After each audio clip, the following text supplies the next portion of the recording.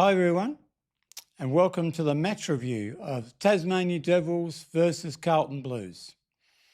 I'm a day or so late with this, but it's been a busy long weekend, so my apologies for that. Well, it was going to happen at some stage, wasn't it? The Devils had their first loss of the season on Saturday night at Ninja Stadium in Hobart against the Carlton Blues. But at the end of round 5, the Devils still sit third on the ladder and equal on points with the two teams above them. And apart from the match result, it was a great night. A record was broken when in excess of 14,000 fans turned out at Ninja on a balmy autumn evening to watch the Anzac Day evening clash.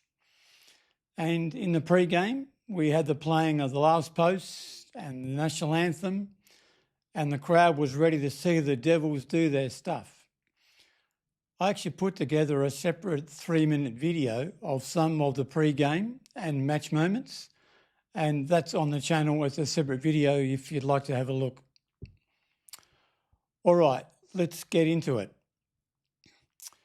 Carlton had come to play and to spoil the party of the Devils fans. Carlton kicked 14 goals 9 to the Devils 9 goals 14 to defeat the Tassie Devils by 25 points, the first loss of the season for the Tassie Devils. It was our first game against an AFL affiliated club, and although Carlton arrived with a team that was missing 7 players from last week's team, they still had 15 AFL listed players in the team that ran out on Saturday night. And I thought they actually looked a different class at times than some of the teams that the Devils have played so far in the first few rounds. The first quarter was a tight tussle, up and back between the half-back lines, with a lot of mistakes from both sides. The Devils and Carlton actually frittered away a lot of scoring chances in the first quarter. A quarter time, it was 1 goal 3 to 4 behinds in favour of the Devils. The second quarter was much of the same, a tight tussle. Then Carlton got 2 quick goals just before half-time to go into the half-time break, 17 points up. At the start of the third quarter, Carlton opened with 2 more goals to open up a 5-goal lead. Then the Devils fought back to kick 4 goals in a row to get the crowd up and about. And the crowd did really get into it. The Devils were back to within a kick. Then Jack Ison showed his class and kicked 3 goals in 4 minutes to restore Carlton's lead. And Carlton led by 21 points at 3-quarter time. The Devils needed the first goal in the last quarter, and they got it in the first 5 minutes through Jackson Artemis. But then Carlton hit back and kicked the next 3 goals to put the game to bed. In general, I thought the Devils looked a bit fumbly and they made a lot of mistakes. It looked like the 3-week break didn't help them much at all.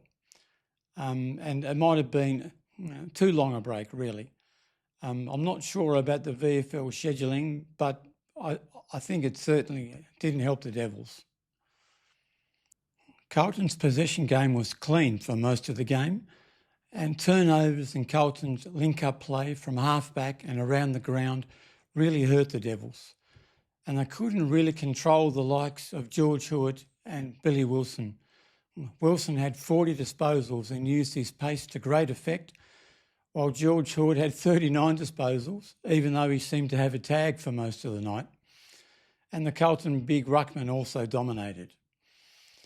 Carlton were just much more effective using ball in hand than the Devils were.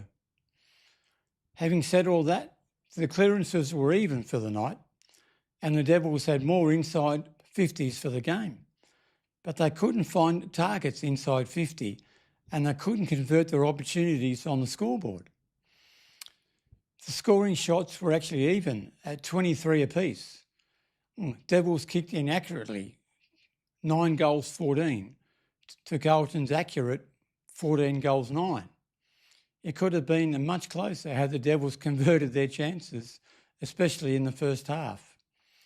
But, as I said, the Devils still hold on to third spot on the VFL ladder, and our first loss is out of the way. Right, over to my votes for this round.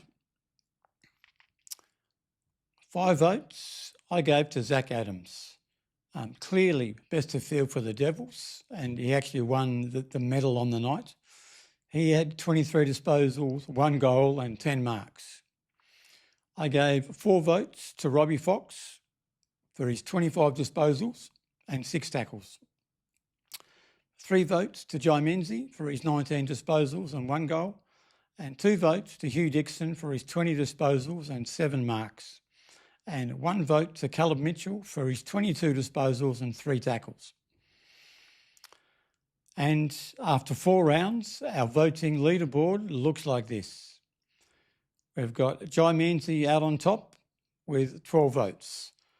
4 votes behind is Jed Hagan on 8 votes, Max Roney 7 votes, Zach Adams on 6 votes, and Jackson Artemis on 5 votes.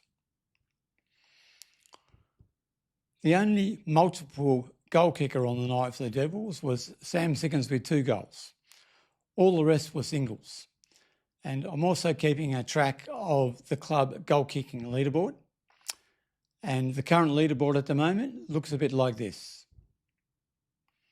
So we've got Sam Siggins out in front on 10 goals, Jenna Hagan 8, Hugh Dixon 7, Jai Menzies 6, and Lockie Hay on 4 goals. All right, the Devils' next game is next Sunday, the 3rd of May, at home in Launceston against the Sandringham Zebras. It's 3rd versus 17th. Sandringham have had 2 wins and 3 losses so far this year. They had a big loss against North Melbourne, lost to the Hawks, and also lost to Port Melbourne, who the Devils actually beat a few weeks ago. So the Devils should go into that game as favourites, and it would be good to see a big crowd get along to UTAS Stadium next Sunday to support the Devils. You can join me for a preview of that game later in the week, and I'll also be doing a review of that game a day or 2 after the game, as well as weekly previews of all upcoming games, weekly reviews of all games, club news and lots more Devils content. So make sure that you subscribe to this channel so that you don't actually miss out on anything, and I'll catch you soon. And in the meantime, go Devils.